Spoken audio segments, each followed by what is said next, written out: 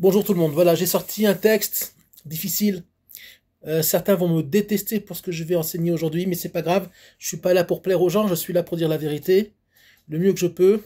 Et je me base évidemment sur des textes, sur les maîtres d'Israël. Et vous allez voir, c'est pas simple.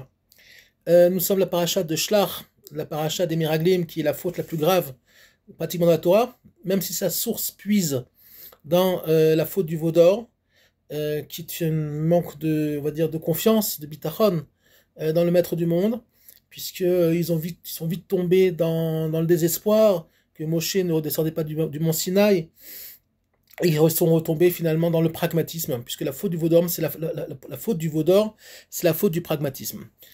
À savoir que finalement, ouais, Dieu peut-être on ne voit pas, on ne touche pas, bon, on n'y croit pas, mais bon, concrètement, hein, ce qui est important, c'est l'argent, c'est les honneurs, c'est le monde palpable, alors que évidemment, la vérité c'est exactement le contraire. Même si ce monde a une importance et qu'il faut le respecter et qu'il faut vivre avec, il faut toujours se brancher sur ce qu'on appelle la Maout, sur la Tsura. La Tsura, c'est l'âme du monde. Et finalement, l'âme du monde, d'une certaine façon, c'est le maître du monde. Donc finalement, nous voyons actuellement des choses extraordinaires, incroyables. On voit des juifs français bloqués en Israël, qui étaient là en vacances, ou même qui habitent ici, qui ont la double nationalité, et qui finalement, par peur, par manque de confiance en Dieu, pleurnichent à l'ambassade de France et veulent retourner, veulent un retour, un vol de rapatriement vers la France.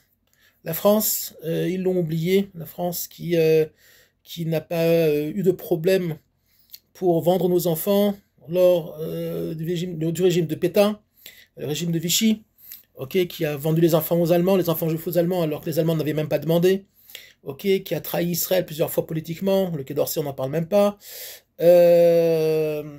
qui jusqu'à aujourd'hui humilie Israël, même industriellement, puisqu'au Salon du Bourget, ils ont fermé un des stands israéliens. La France ne sait pas avec qui elle a affaire. Alors, je ne parle pas du peuple d'Israël. Peuple d'Israël, on est tout petit peuple. Vous touchez à Dieu, vous touchez à son programme, à sa volonté, et malheureusement, vous allez payer. Il y a, je ne parle pas des Français, je parle du gouvernement français, d'accord? En France, il y a des gens extraordinaires de toutes les religions, de toutes les nationalités. C'est pas, je ne parle pas du tout contre le peuple français. Il y a de tout en France, comme dans tous les pays du monde, et Dieu fera son tri. Je parle de la nation elle-même. Ok, il faut comprendre une chose, c'est que ça fait 2000 ans que le peuple juif prie à Pâques, à Pessah, l'an prochain à Jérusalem. Pour certains, et pour la plupart, c'est une hypocrisie monumentale, puisque aucun n'a l'intention de venir en Eretz Israël. Ok, c'est juste une prière.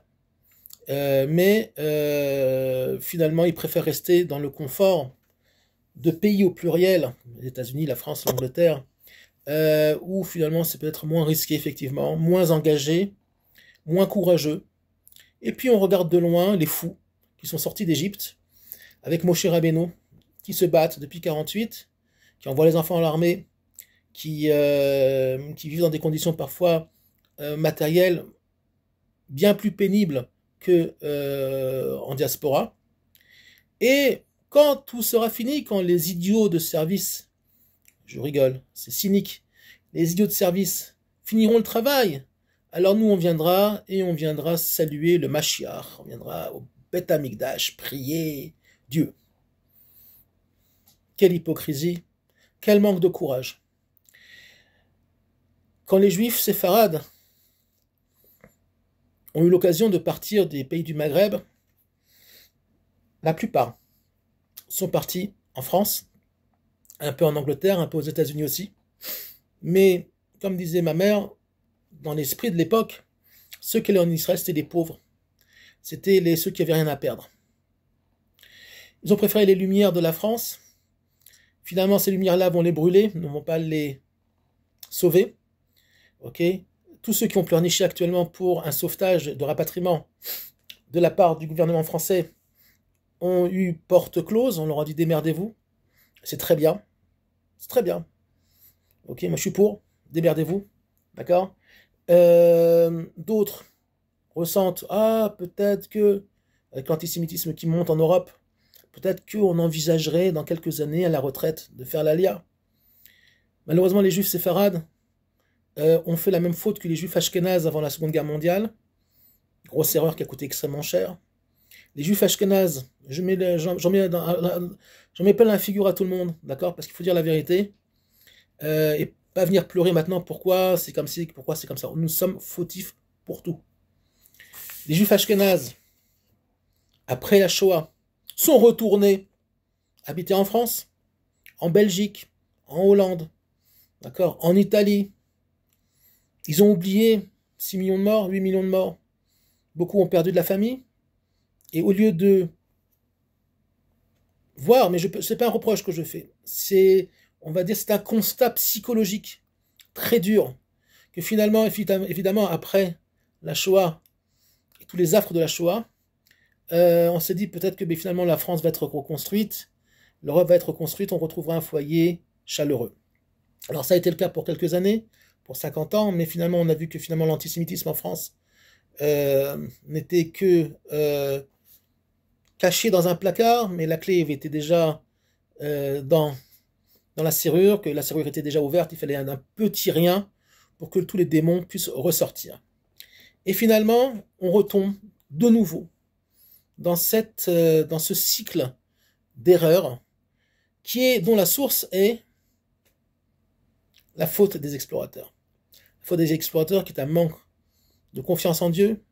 Dieu a demandé à 12 sages d'Israël, les plus grands, de rentrer en Eretz Israël, d'aller voir, faire du tourisme, parce qu'il y a marqué la tour, le mot tourisme vient du mot la tour en hébreu, ok?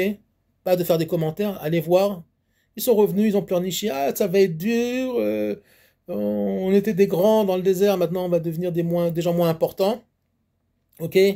Ils ont pleuré, et Dieu a dit à son peuple, ben vous allez pleurer pour des générations, au pluriel, parce que vous avez vu ce que j'ai fait aux Égyptiens, je vous ai sorti d'Égypte, et vous avez encore des doutes sur mes capacités à vous faire rentrer en Eretz Israël. Je ne vous ai pas demandé de faire des commentaires. Je vous ai demandé de rentrer, de faire ce qu'il faut. Moi, je serai avec vous. Non, non. Et là, le Chesed d'Avraham, ce livre qui a été écrit il y a 400 ans par le Rav Avraham Azoulay, qui habitait à Hebron, mais qui a écrit ce livre à Gaza, pour la petite histoire. Drôle de coïncidence. Oui, allez à Gaza, il y avait une yeshivot il y a 400 ans, il n'y avait pas de peuple palestinien, pas du tout, ni de roi palestinien, absolument pas. Ce livre a été écrit à Gaza parce qu'il y avait une épidémie à Hebron, il a fui Hebron pour fuir une épidémie, et donc il a écrit, il y avait une grande yeshiva à Gaza, une grande synagogue très connue, dans la grande synagogue, la grande mosquée de Gaza est construite sur cette synagogue-là, sur les restes. C'est une synagogue qui est très ancienne, qui a plus de 2000 ans, et il y a une très belle mosaïque là-bas d'ailleurs, qui est cachée par la mosquée elle-même, et la mosquée s'est installée dessus pour effacer évidemment toute trace de vie juive en Eretz Israël et toute trace d'histoire juive en Eretz Israël. Mais c'est pas grave, on est de retour, tout va aller très bien, on gagne les guerres avec des difficultés, c'est pas facile. Et regardez ce que dit le Chesed d'Avraham, et c'est effrayant. Effrayant, vous allez me détester pour ça, mais c'est pas grave, je m'en fous. Voilà, moi j'ai rien à gagner, je gagne pas de l'argent dans ces cours-là, j'ai pas d'intérêt particulier, d'accord? Je travaille tous les jours, d'accord? Donc moi, mon intérêt, c'est de dire la vérité, telle qu'elle est, ok? Et puis si ça plaît pas, c'est pas grave, ok? Que vous soyez juif ou pas juif, si ce que je vous raconte ne vous plaît pas, allez, il y a plein de bêtises sur YouTube, allez voir les bêtises, il y a Rima qui parle très bien en ce moment, la grande héroïne de la croisière s'amuse, d'accord? Elle dit super, elle va bientôt écrire un livre, elle va vendre des milliers de livres, d'accord? Elle va se faire un petit peu d'argent sur la bêtise humaine, avec tous les cons vont l'acheter, d'accord? Donc c'est très bien, allez là-bas, c'est beaucoup mieux pour vous. Sinon, restez avec moi. Que va dire le Melech HaMashiach aux Juifs de diaspora, quand il va se dévoiler? Les Juifs de diaspora vont venir se plaindre, Mashiach, et oui, ils disent ouais, mais nous, on est coincés, regarde les Juifs d'Eretz Israël, puis tout d'un coup, boum, et eux, ils ont la Géoula, ils ont tout d'un coup des forces particulières, moi je dis forces particulières, des forces spirituelles particulières, ils n'ont pas peur, ils sont incroyables, etc., ils sont tout seuls contre des centaines de millions d'Arabes et ils gagnent leur guerre. Et nous aussi, on veut être comme eux. Et le Mashiach, il leur dit, non, pas du tout. Non, non, vous, malheureusement pour vous, Dieu est bien connu pour ses midot, la façon de, ses mécanismes. Il dit, Akol mida keneged mida. D'accord, c'est page, pour ceux qui ne me croient pas, Resh Yud Aleph dans le livre Chesed le Avraham du Rav Avraham Azoulay. Les rabbinim français ont très peur d'enseigner cet enseignement-là, parce qu'en général, quand ils l'enseignent, ils se font esquinter la tête. Mais comme je suis pas rabbin, voilà, je dis ce que je veux, j'ai pas peur, et je m'en fous si les gens me parlent plus après. Donc, qu'est-ce qu'il dit? Il dit comme ça, Ele sheishtadlu lavoler et Israël gdeliskot et nefesh Torah, ceux qui ont voulu, qui ont fait l'ishtadlut, l'effort de venir en Eretz Israël, pour recevoir une âme pure, et se réparer de toute leur crasse, ok, de juifs d'exil, ok, Velo chashu les goufam, ils n'ont pas eu peur pour leur corps, ils n'ont pas eu peur de mourir, ok, mais les mamonam, et pour leur pognon, pour leur argent, business, ils n'ont pas eu peur de gagner moins d'argent, j'ai un ami qui est chirurgien extraordinaire, Yaakov, il est venu, il aurait pu faire une belle carrière en France, qu'est-ce qu'il a fait? Non, il travaille à Adassa, et il gagne un tiers de ce qu'il aurait pu gagner à Paris. Mais lui, il n'a pas eu peur pour son pognon. Ok, il est venu, il travaille ici, c'est dur, il me regarde sûrement. Voilà, d'ailleurs, je lui dédie ce cours-là, un garçon courageux, bon chirurgien. Les Baou, Bayam ou Bayamcha qui sont venus par les mers et par les terres. Ok, les Lochachou, les yachts, Nidbaim, Bayam. Ils n'ont pas eu peur d'être noyés par les mers, ou volés, ou Nixalam, Bayabasha, ils n'ont pas eu peur d'être volés en route. Ok? Pourquoi? Parce que ou be'avur ikar rucha venishmatam asuzot. Et parce qu'ils ont le ikar pour eux, c'était quoi? Leur ruach, à savoir leur âme, si on peut dire comme ça. Rucha venishmatam pour leur esprit plutôt, et venishmatam est pour leur neshama, pour leur âme.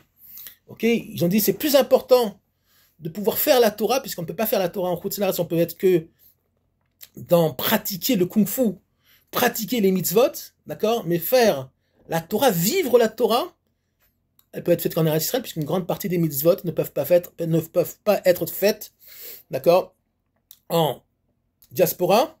Et d'ailleurs, la Masechet Sota dans la Gemara, qu'évidemment vous entendrez jamais, on vous l'enseignera jamais à Paris, d'accord, finalement dit, tout le juif qui vit en dehors de la terre d'Israël, Kilo Eno Eloka, comme s'il n'avait pas de Dieu. C'est évidemment, c'est pas qu'il n'a pas de Dieu, mais c'est comme s'il n'avait pas de Dieu. Pourquoi? Parce qu'il y a un gros manque. Il y a un gros manque. Ok? La terre d'Israël, qui est d'ailleurs convoitée par les trois religions monothéistes, a suscité beaucoup de guerres à cause de ça. D'accord? En tout cas, il leur dit, le Mashiach, nitrachaltem, ba'avour, chemdat amamon, et vous êtes tombés par l'amour de l'argent, du confort. Ok? Mais chachashtem lavod goufechem, et vous avez eu peur pour vos corps de mourir, donc. Ok? Vehem asitem etaka, et de ça vous avez fait l'essentiel. Texte très très dur, complètement émet. Voilà, le livre. Chesed d'Avraham, je raconte pas de salade. Un des plus grands kabbalistes de l'histoire, élève du Chida, du Rav Chaim Vital, qui lui-même était le grand élève du Hari Akadosh. Ok? Donc on peut pas dire c'est le petit David là sur sa petite montagne qui raconte des salades. Je vous ramène des sources, des grands d'Israël. Et puis dans le Talmud, on n'en parle même pas. Les gens ils deviennent rouges de honte s'ils sont religieux, qui savent un peu étudier la Gemara. D'ailleurs ils veulent pas étudier ces parties-là parce que ça les remet en question et c'est un gros problème.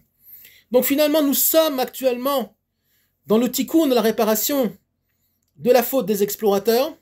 Ceux qui ne sont pas encore en Israël, qui auraient pu le faire quand ils avaient 15 ans, 20 ans, et qui sont aujourd'hui à la retraite, qui ne l'ont pas fait, c'est compliqué.